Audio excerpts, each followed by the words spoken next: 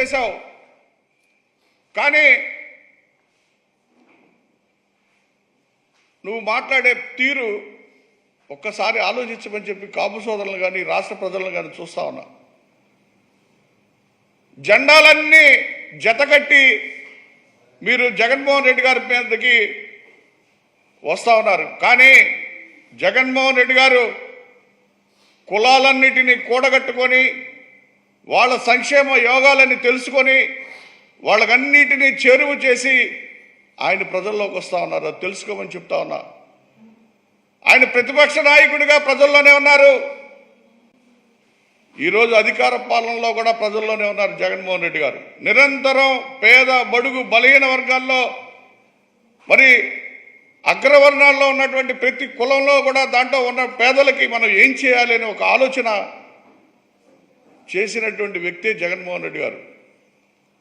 ఈరోజు భారతదేశం అంతా కూడా జగన్మోహన్ రెడ్డి గారు అంక చూస్తూ ఉంటే మీ ఒన్నులో ఒడుకు పుట్టి జగన్మోహన్ రెడ్డి గారి ఫోటో చూస్తేనే భయపడతా ఉన్నారు. ఆ భయంలో మీరు ఏం మాట్లాడుతూ ఉన్నారంటే ఆయనలో వేరే చెప్పడానికి లేక అవినీతి అంట, స్కాములు జరిగిపోయినాయి అంట, ఇక్కడ రౌడీ పాలనట. దానికి అర్థం ఏంటో తెలుసా పవన్ కళ్యాణ్? నేను అడుగుతా ఉన్నా, నీకు కళ్ళుంటే నీకు జరిగిపోయిన చరిత్ర గురించి చెప్పాలంటే రాక్షస పాలన జరిగింది చంద్రబాబు నాయుడు హయాంలోనే.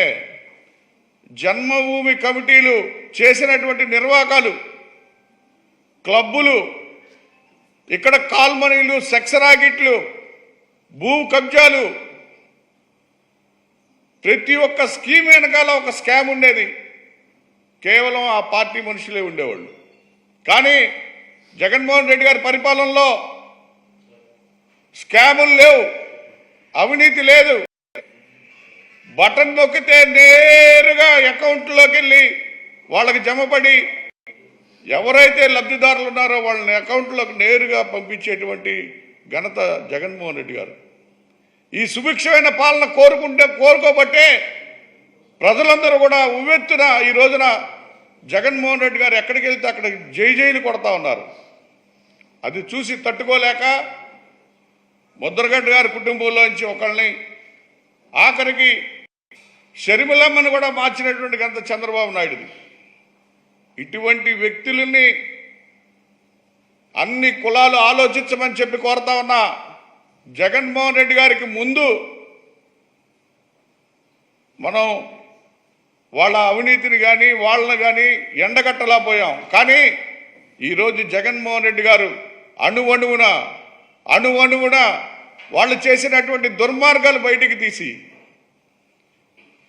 వాళ్ళు చేసినటువంటి అన్నీ కూడా బయటికి తీసి, వాళ్ళు చేసినటువంటి స్కామ్స్లో కానీ, భూముల్లో కానీ, పేపర్లలో కానీ ఈ రాష్ట్రాన్ని దోచుకు తినేసినటువంటి విధానాన్ని బయటికి తీసితే ఈరోజు భయపడతా ఉన్నారు, వణుకు పడుతూ ఉంది.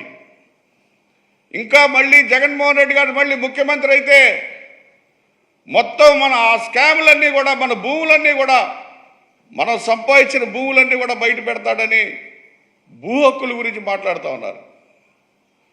ఆయన తీసుకొచ్చినటువంటి చట్టాలు చూసి భయపడతా ఉన్నారు. అంతేగాని ఈ రాష్ట్రంలో జగన్మోహన్ రెడ్డి గారు అంటే రాజశేఖర రెడ్డి గారు 10 మంది రాజశేఖర రెడ్డి గారు కలిస్తే జగన్మోహన్ రెడ్డి గారు ఈరోజు. ఇది ఎందుకు చెప్తా ఉన్నానంటే ప్రతి పేదవాడు కోవిడ్లో ఏ విధంగా బతికారు, ఈరోజు సుభిక్షంగా గుండె మీద చేసుకొని పేద బడుగు బలహీన వర్గాల పిల్లలు ఉన్నత చదువులు చదువుకునే స్థాయికి వెళ్ళారు అంటే జగన్మోహన్ రెడ్డి గారు. ప్రతి ఒక్క వ్యక్తికి గూడు వచ్చిందంటే జగన్మోహన్ రెడ్డి గారు. ఆయన యొక్క పాలన అంత సుభిక్షంగా ఉంటే నీతిమాలని మాటలు మాట్లాడుకొని కులాన్ని తాకట్టు పెట్టినటువంటి నువ్వు కూడా జగన్మోహన్ రెడ్డి గారు ఎంచే స్థాయికి వస్తే కబడ్దార్ పవన్ కళ్యాణ్. ఇక రాను రోజుల్లో కాపు ఆడపిల్లలు కూడా నిన్ను సహించేటువంటి పరిస్థితులు లేరు. ఎందుకంటే ఇప్పటికే హీనమైనటువంటి పరిస్థితికి వచ్చేసావు. ఇంకా ఉన్నది కూడా తాకట్టు పెట్టుకొని మిగిలిన బ్యాలెన్స్ కూడా క్యాష్ చేసుకుందామని నువ్వు చెప్పే మాటలకి మేము సహించమని చెప్పి మీ ద్వారా నేను తెలియజేస్తా ఉన్నా.